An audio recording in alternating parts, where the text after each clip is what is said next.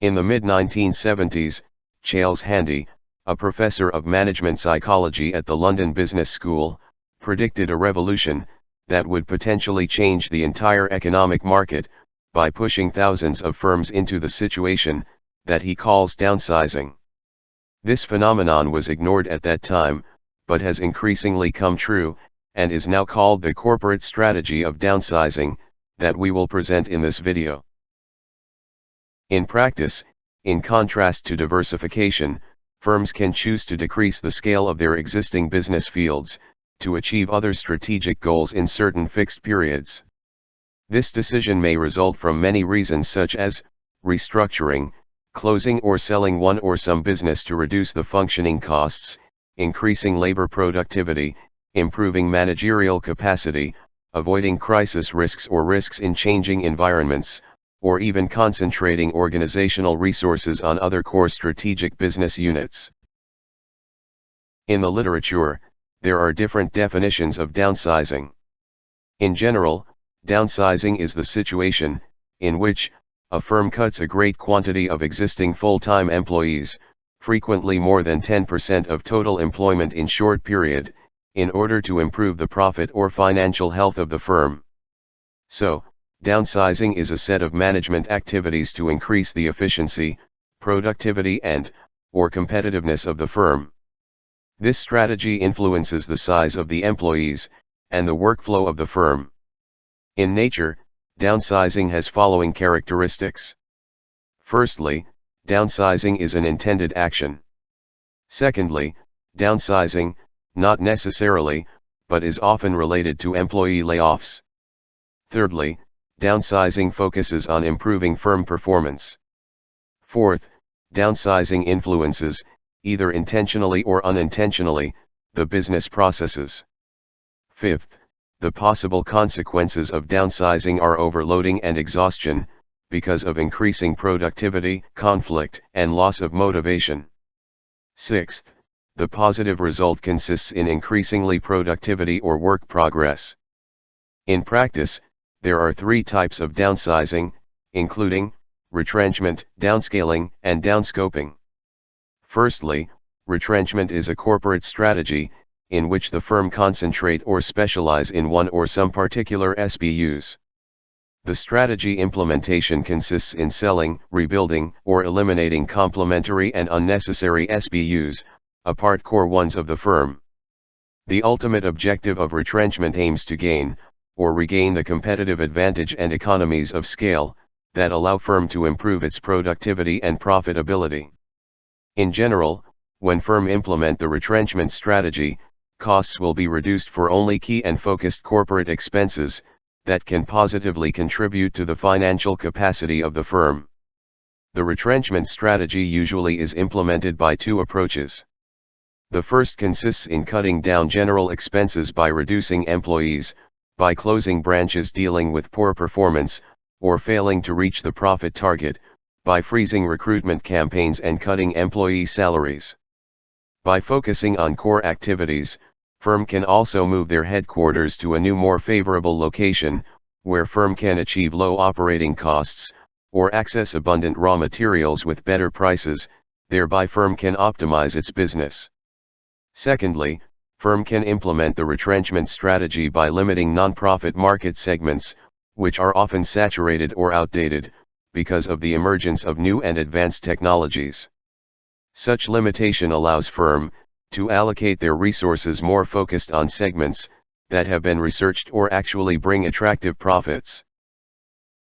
In practice, the retrenchment strategy is often implemented through one or more following ways.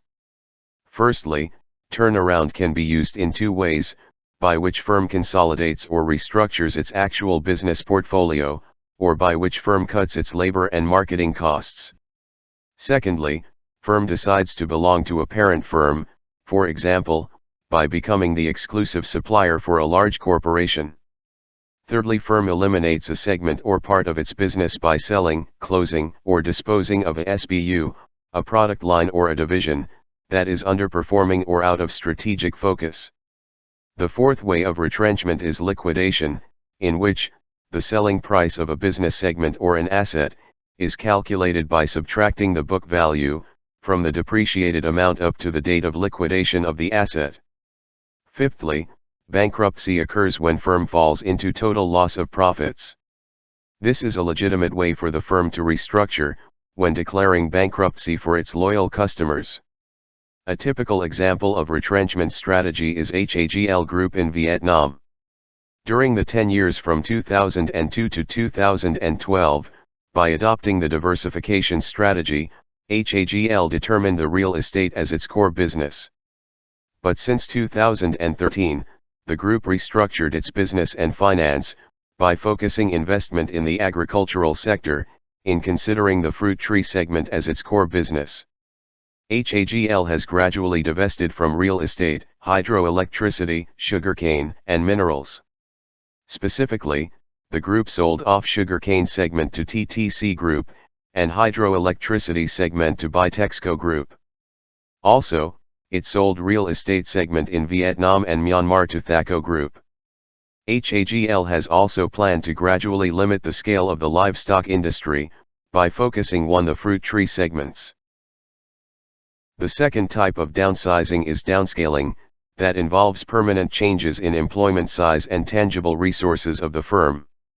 In fact, a decrease in tangible resources is synonymous with reduction in the workforce associated, thereby allowing firms to easily survive, and enhance their competitive advantage in the market. The majority of firms adopt the downscaling strategy, because of fierce rivalry from direct competitors, who are constantly expanding their market share, or in order to improve the firm performance through structural changes in workforce. A typical example is in car industry. General Motors, Ford, and Chrysler, namely the big three, simultaneously fired massively employees, when faced with the serious sales decline and economic crisis. Specifically, GM laid off, by closing several dealerships, from 75,000 to 100,000 workers from 2008 to 2010. Another example is the case of Boeing Group. In a 5-year period from 1997 to 2002, the group laid off about 55,000 workers. Boeing also cooperated with the governments to open centers of re-employing and retraining these laid-off workers for new jobs. Similarly, General Electric, under direction of CEO Jack Welch, adopted a strategy for maintaining excellence, by laying off about 10% of underperforming employees each year. In 7 years, General Electric laid off more than 100,000 workers. The third type of downsizing strategy is downscoping, in which firm divests their capital from some existing SBUs, some market segments or business fields, that are often vertically or horizontally integrated into its supply chain, in order to refocus on its core business. Downscoping strategy consists of two main processes.